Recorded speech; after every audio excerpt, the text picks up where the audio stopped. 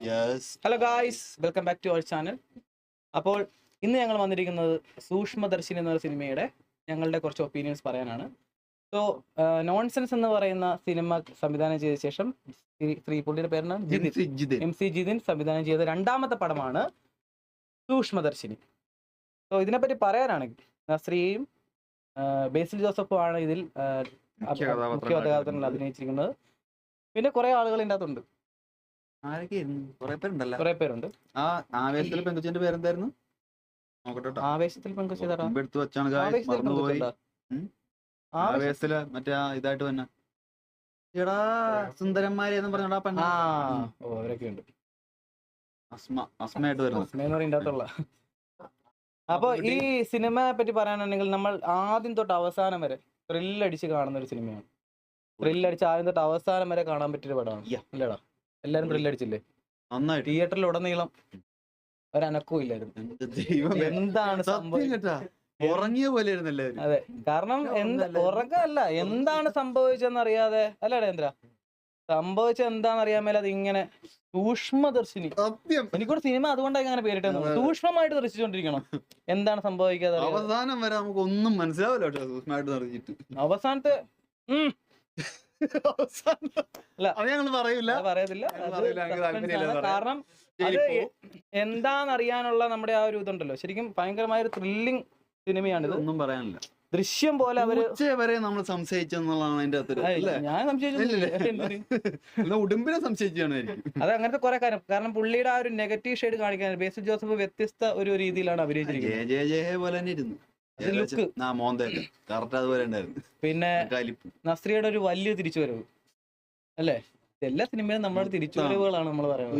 ആദ്യം ആരാണ് തിരിച്ചു വന്നത്? നമുക്ക് ശോഭന വന്നല്ലേ? ശോഭന കൽക്കിക്കകത്ത് നമ്മുടെ ആദ്യത്തെ റിവ്യൂ അതായിരുന്നല്ലേ? ശോഭന തിരിച്ചു വന്നു. തിരിച്ചുവരവുകളുടെ ഒരു മേളയാണ് നമ്മൾ അത് അവർ തിരിച്ചു വരുന്നതിനെ പറ്റിയാണ് നമ്മൾ പറയുന്നത്. അല്ല, ആസിഫ് അലി നമ്മുടെ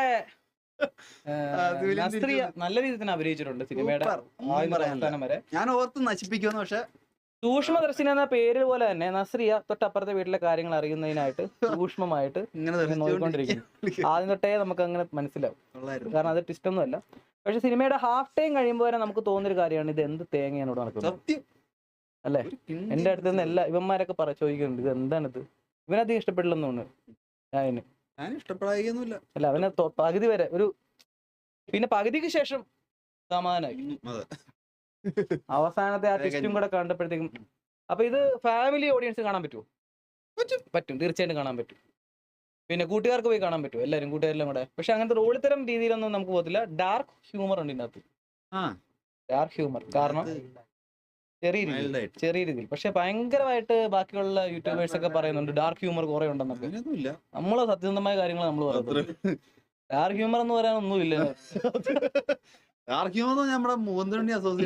പിന്നെ ഞങ്ങൾ കുറച്ച് ഡാർക്ക് ആയിട്ട് ഒരു ഹ്യൂമർ അതിനകത്തിരുന്നു, അല്ലാതെ വേറെ ഒന്നും അതിനകത്തില്ല. ഇവരെ മുകുന്ദനുണ്ണി അസോസിയേറ്റ് ഹ്യൂമർ ഒക്കെ കറക്റ്റ്. അപ്പോ ഇത് റെക്കോർഡിംഗ് ആയിട്ടുണ്ടോ? സിദ്ധാർത്ഥ് ഭരതന്റെ വലിയൊരു പുള്ളിയും തിരിച്ചു വന്നല്ലേ? എവിടെ നമ്മളിന്നാണ് പുള്ളി തിരിച്ചു വന്നത്? നമ്മളിന്നല്ല, പുള്ളി നമ്മുടെ ബ്രഹ്മയുഗത്തിനകത്തുണ്ട്. തിരിച്ചു വരാന്നല്ല ഗായ്സ്, വന്ന് രണ്ടാമതേ വന്നു. പക്ഷെ സിനിമ കൊള്ളാം കേട്ടോ. സിനിമ എനിക്ക് തോന്നുന്നു ഈ അടുത്തിറങ്ങി വെച്ച് നല്ലൊരു പടമാണ്. ഞങ്ങൾക്ക് മിസ്സായത്, ഞങ്ങൾക്കൊരു ഏറ്റവും വലിയ മിസ്സായ കാര്യം എനിക്ക് ഇവിടെ പറയാനുണ്ട്. കങ്കുവ എന്ന് പറഞ്ഞ സിനിമ, അത് കാണാൻ ഞങ്ങൾക്ക് പറ്റിയില്ല. വളരെ മിസ്സിംഗ് ആയിട്ട് തോന്നുന്നു. കാലകേന്റെ അച്ഛൻ അത് നമുക്ക് മിസ്സായിട്ടുണ്ട്. എന്തായാലും കുഴപ്പമില്ല. ഈ സസ്പെൻസ് ത്രില്ലർ കാണാനായിട്ട് നിങ്ങൾ എല്ലാവരും തിയേറ്ററിലേക്ക് പോവുക. തിയേറ്ററിൽ പോയി മസ്റ്റ് വാച്ച് എന്ന് പറയാനായിട്ട് അങ്ങനെയില്ല. തിയേറ്ററിൽ പോയി മസ്റ്റ് വാച്ച് എന്ന് പറഞ്ഞു കഴിഞ്ഞാൽ മസ്റ്റ് വാച്ച് പടം, തിയേറ്റർ എക്സ്പീരിയൻസ് ഒന്നും ഇതിന്റെ അകത്തൊന്നും ഇല്ല.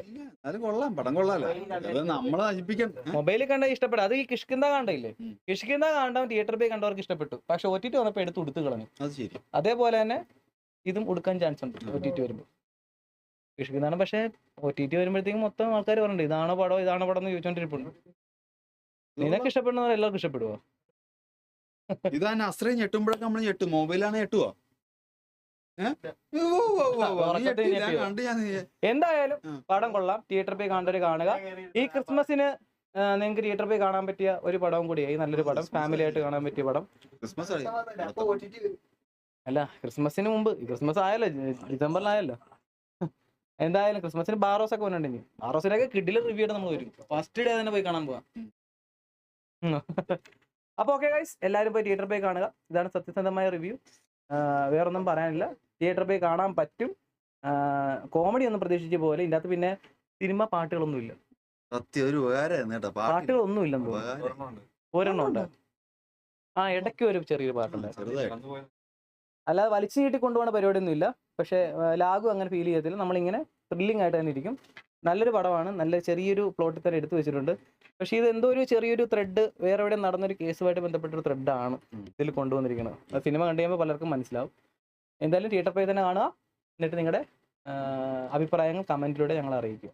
ഓക്കെ, അപ്പോൾ ഓക്കെ, നെക്സ്റ്റ് റിവ്യൂ ആയിട്ട് നമുക്ക് നെക്സ്റ്റ് വീഡിയോയിൽ കാണാം. അപ്പോൾ എല്ലാവർക്കും ഗുഡ് നൈറ്റ്. Okay, by.